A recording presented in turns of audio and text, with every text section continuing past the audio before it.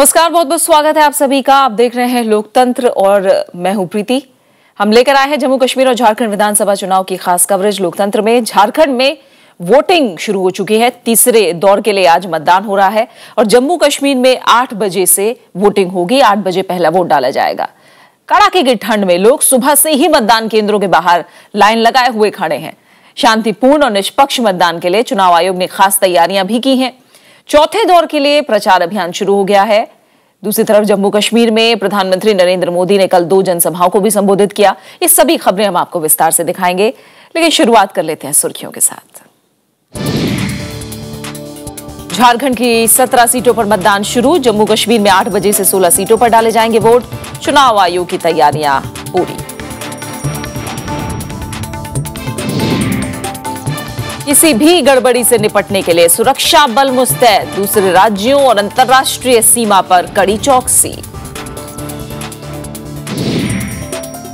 जम्मू कश्मीर के मुख्यमंत्री समेत 138 की किस्मत का फैसला। तो झारखंड के मैदान में पहले मुख्यमंत्री मरांडी समेत 289 उम्मीदवार। और चौथे दौर के लिए प्रचार का सिलसिला शुरू। प्रधानमंत्री नरेंद्र मोदी की श्रीनगर और सांबा में रैलियां। कहा, पर्यटन से होगा राज्य का विकास।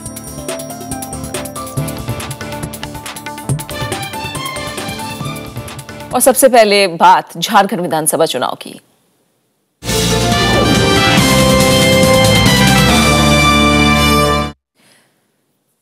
झारखंड विधानसभा चुनाव की तीसरे दौर के लिए मतदान शुरू हो गया है। कड़ाके की ठंड में भी मतदाताओं का उत्साह देखा जा रहा है। इस दौर में 50 लाख से ज्यादा मतदाता अपने मताधिकार का इस्तेमाल करेंगे। 289 उम्मीदवार इस चरण में अपनी किस्मत आजमा रहे हैं। झारखंड में विधानसभा चुनाव के तीसरे दौर में मंगलवार को 17 सीटों पर वोटिंग होगी। इसमें उत्तरी और दक्षिणी छोटा नागपुर प्रमंडलों की सीटें हैं। इस दौर में राज्य की कुल 50,16,657 मतदाता अपना विधायक चुनेंगे। इसमें 26,58,367 पुरुष और 23,55,728 महिला मतदाता हैं, जबकि 13 अन्य श्रेणी के मतदाता हैं। सर्विस मतदाताओं की तादाद 2,549 है।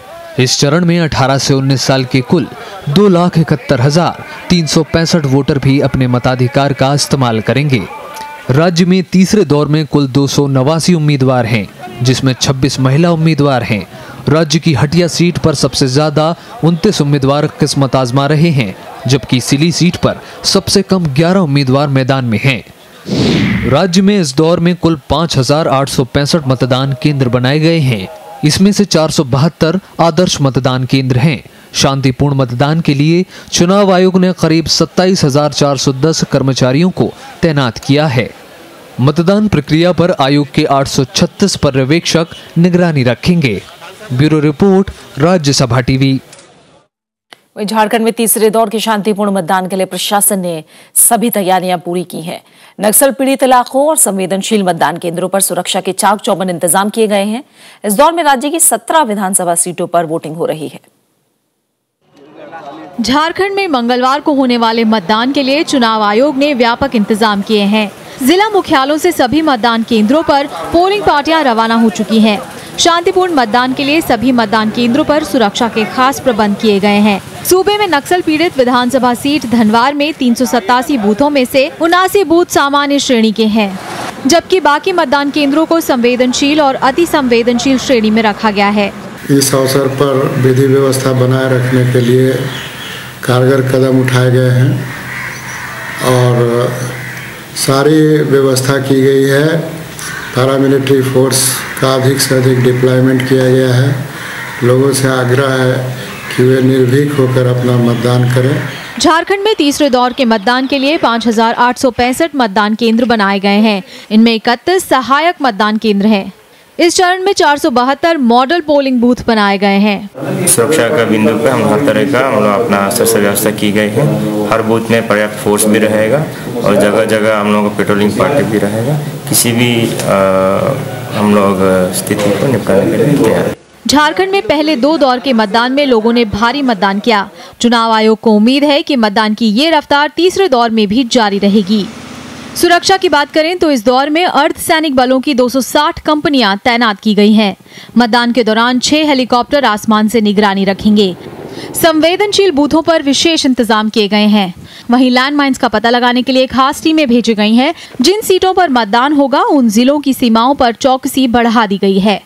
Bureau report, Rajya Sabha TV. Jharkhand में वोटिंग शुरू हो चुकी है, लेकिन नक्सल प्रभावित सीटों पर शाम 3 बजे तक ही वोट डाले जा सकते हैं।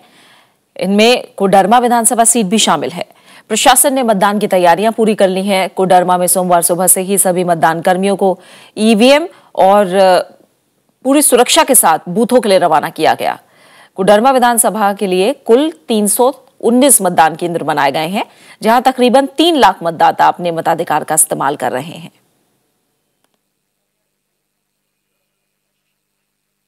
केंद्रीय उर्वरक मंत्री अनंत कुमार ने सोमवार को झारखंड के जमुआ, गिरिडीह, सिंदरी विधानसभा क्षेत्रों में बीजेपी उम्मीदवारों के लिए प्रचार किया। रांची में उन्होंने झारखंड और जम्मू कश्मीर में बीजेपी को बहुमत मिलने का दावा किया। नरेंद्र भाई मोदी का लहर इस सारे आंकड़ों के ऊपर है, क्योंकि जनता खंडित जनादेश नहीं देना चाहती है, जनता पूर्ण बहुमत देना चाहती है।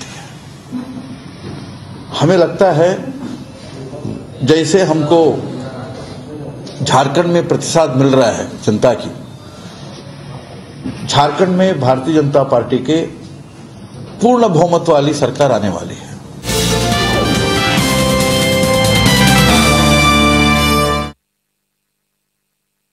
और आइए अब बात कर लेते हैं जम्मू कश्मीर की चुनावी खबरों की।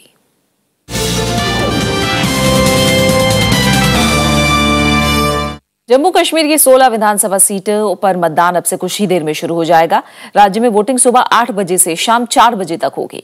आज की वोटिंग में मुख्यमंत्री उमर अब्दुल्ला समेत 138 उम्मीदवार किस्मत आजमा रहे हैं। जम्मू कश्मीर विधानसभा चुनाव के तीसरे दौर में मंगलवार को वोटिंग होगी। इस दौर में राज्य के बारामूला की 7, बडगाम की 5 और पुलवामा की 4 सीटों पर वोट डाले जाएंगे। इस चरण में सूबे के 13,69,578 मतदाता अपने मताधिकार का इस्तेमाल करेंगे।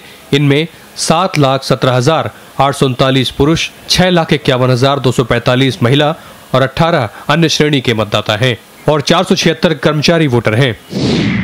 इस दौर में 138 उम्मीदवार मैदान में हैं। सबसे ज्यादा 15 उम्मीदवार सोपोर विधानसभा क्षेत्र में हैं, तो सबसे कम 5 प्रत्याशी उरी में हैं। नेशनल कॉन्फ्रेंस और पीडीपी ने सभी 16 सीटों पर उम्मीदवार उतारे हैं। कांग्रेस 15, बीजेपी 8, पैंथर्स पार्टी 6 और बीएसपी 1 विधानसभा सीट पर चुनाव लड़ रही है। 54 निर्दलीय भी चुनावी समर में हैं। 1,781 मतदान केंद्र बनाए गए हैं। मंगलवार के मतदान के जरिए मुख्यमंत्री उमर अब्दुल्ला समेत 3 पूर्व मंत्रियों की सियासी तकदीर का फैसला होगा। Bureau report, Rajya Sabha TV. और जम्मू कश्मीर में कुछ ही देर में शुरू होने वाली वोटिंग के लिए सुरक्षा के पुख्ता इंतजाम किए गए हैं। अंतर्राष्ट्रीय सीमा समेत दूसरे राज्यों की सीमाओं पर कड़ी चौकसी बरती जा रही है और हर आने जाने वाले पर पैनी नजर रखी जा रही है। जम्मू कश्मीर में मंगलवार को 16 सीटों के लिए मतदान होगा। इस दौर में राज्य के 13 लाख से ज्यादा मतदाता 1,781 केंद्रों पर मतदान करेंगे। राज्य में शुक्रवार को आतंकवादी हमलों को देखते हुए मतदान केंद्रों की सुरक्षा बढ़ा दी गई है। राज्य पुलिस बल के अलावा अर्धसैनिक बलों के जवानों को तैनात किया गया है।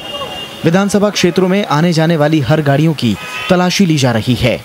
पोलिंग स्टाफ के लिए बिजली, पानी, टॉयलेट का माकूल इंतज़ाम रखा है। इसके अलावा हीटिंग का भी और बिस्तरे का भी इंतज़ाम रखा है कि अगर वो खुद साथ भी लाएंगे, लेकिन हमारी तरफ से भी उनको बिस्तर की सहूलियात मैसर होंगी।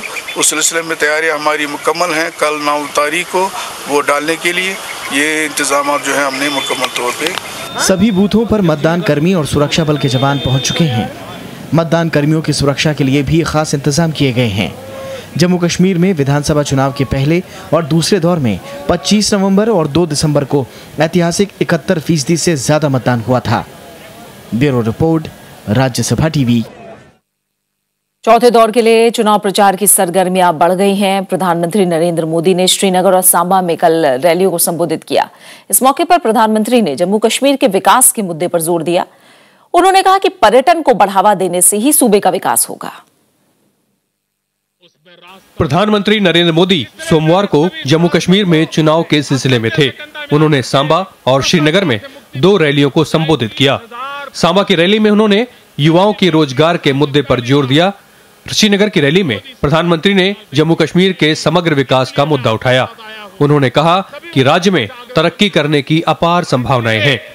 हमारी सरकार का इरादा है कि नया इंफ्रास्ट्रक्चर बने, नई नई जगह पर रास्ते बने, ताकि लोग टूरिस्ट के नाते जाने के लिए उनकी संभावना बढ़े। उस दिशा में हम जाना चाहते हैं। भाइयों बहनों, यहां पर पानी की इतनी ताकत है, पानी की इतनी ताकत है कि यहां का पानी पूरे हिंदुस्तान को रोशनी दे सकता है। इतनी ताकत है।